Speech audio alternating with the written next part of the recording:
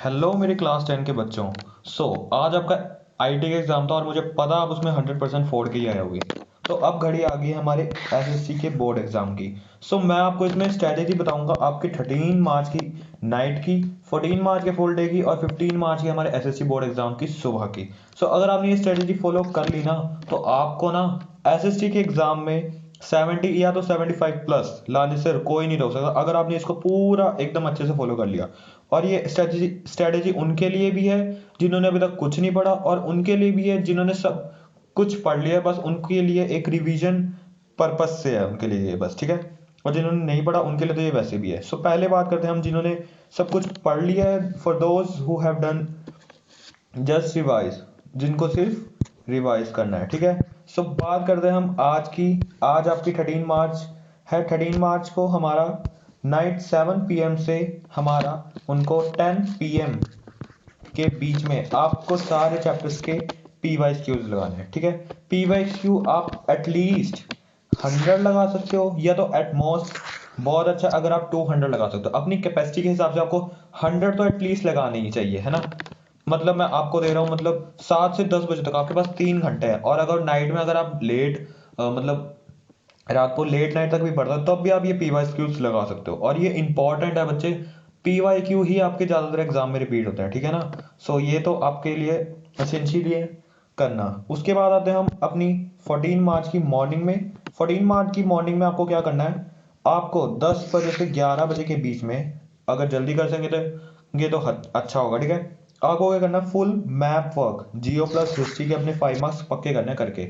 और आपने map work को कितने टाइम देना है, 1 आवर। 1 आवर में आपने ना हर एक ब्लैंक मैप पे आपने इसको प्रैक्टिस करके देखना है, जिससे कि आपका एकदम इसमें 5 मार्क्स तो आपको गंवाने से कोई नहीं रोक पाए, है ना। उसके बाद आते हैं हम इवनिंग में। इवनिंग में आपको 2 से 6 बजे के बीच में पिक्चर पिक्चर बेस्ड क्वेश्चंस करने हैं सिविक्स और हिस्ट्री का, और आपको इसको देना है 1 आवर। फुल सिलेबस के एमसीक्यू करना है, एमसीक्यू को लगाना है अपने 1 आवर। और सोर्स बेस्ड क्वेश्चन करना है आपको, और उसमें लगाना है आपको हाफ एन आवर, मतलब 1 hour and 30 minutes, ठीक है। और आप ये सोच रहे होंगे कि ये तो हमारे सिर्फ 3.5 घंटे हुए, बट हमारे यहाँ तो बचे हैं हमारे 4 आवर, बीच में आप रेस्ट भी ले सकते हो, मैंने उस हिसाब से बनाया, ठीक है। उसके बाद होता है हम नाइट में।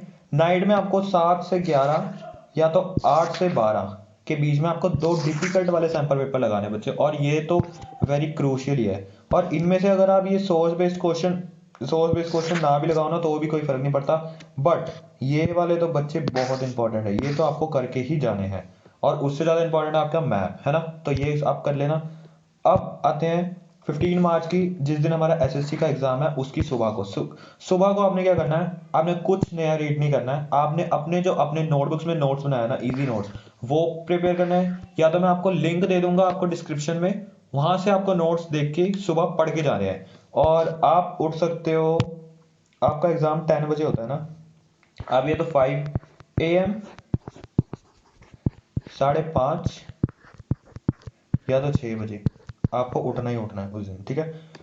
तभी आप अपने नोट्स सारे रिवाइज कर पाओगे एग्जाम से जाने के पहले। और उसके बाद अब हम बारी आती है जिन्होंने कुछ नहीं पढ़ा, उनके लिए भी देख लेते हैं एक बार। तो उनके लिए हम देखते हैं, for those who haven't study anything yet, जिन्होंने अभी तक कुछ नहीं पढ़ा, उनके लिए भी हमने एक माह स्ट्रेटेजी बनाई है, तो वो भी देख लेते हैं, ठीक है। तो क्या है, 13 मार्च को, अभी आज जब आप आईटी का एग्जाम देके आए हो, उसकी नाइट में आपको क्या करना है, अगर आपने कुछ नहीं पढ़ा, तो बच्चे आपको आज नाइट में ना सारे चैप्टर्स की वन शॉट वीडियो देखनी है। वो 15 मिनट की या तो हाफ एन आवर की होनी चाहिए, उससे ज़्यादा की नहीं होनी चाहिए। अगर आपने उससे ज़्यादा की देखी, और आपने इसको ना पूरे एक कमरे में बैठ के देखना, जहाँ पे कोई डिस्टर्बेंस ना हो, बिल्कुल डिस्टर्बेंस ना हो। और आपको स्टार्ट करना है पहले इकोनॉमिक्स से, ये नहीं कि आप सीधा हिस्ट्री से स्टार्ट करो, हिस्ट्री के पीछे पढ़ लो। इकोनॉमिक्स के, सिविक्स की, ज्योग्राफी के और हिस्ट्री के। और इनमें से भी किस चैप्टर के आपको वो देखनी है वन शॉट वीडियोस, जो आपको बिल्कुल ही नहीं आते, बिल्कुल ही नहीं आते।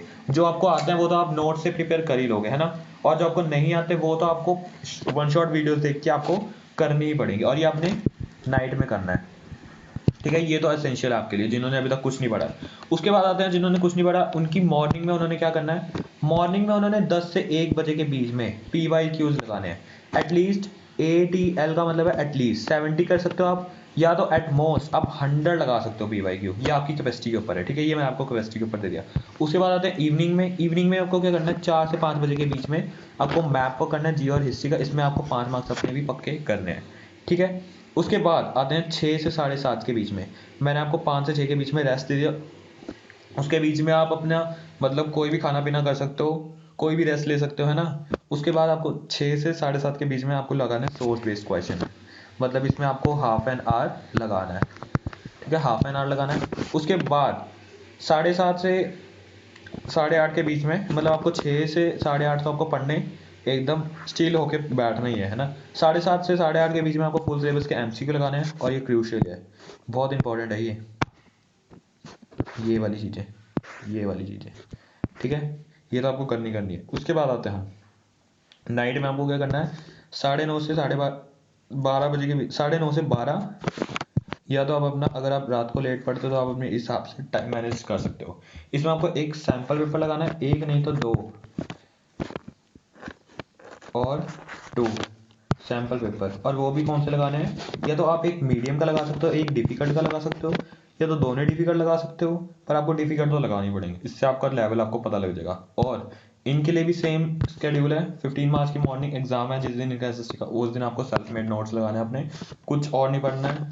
5 या 6 बजे उठ के आपको अपने सेल्फ मेड नोट्स लगाने हैं, या तो मैं आपको डिस्क्रिप्शन में लिंक दे दूंगा, आप वहाँ से अपने नोट्स बहुत ईजी लैंग्वेज में दिए हुए हैं, वो आप पढ़ सकते हो, ठीक है। उसके बाद क्या, SSC खत्म क्लास 10 की 2 दिन बाद, 80 में से 80 मार्क्स पक्के हो जाएंगे अगर आपने ये फॉलो किया, खत्म, bye bye tata good bye.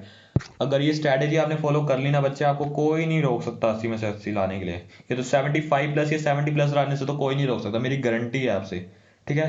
तो अगर आपको ये स्ट्रैटेजी अच्छी लगे तो इसको लाइक कर दो यार, अपने फ्रेंड्स के साथ शेयर कर दो, और इसको सब्सक्राइब कर दो चैनल को। अगर आपको कोई और भी स्ट्रैटेजी वीडियो चाहिए ना, कमेंट करके डाल देना प्लीज़ मेरे को।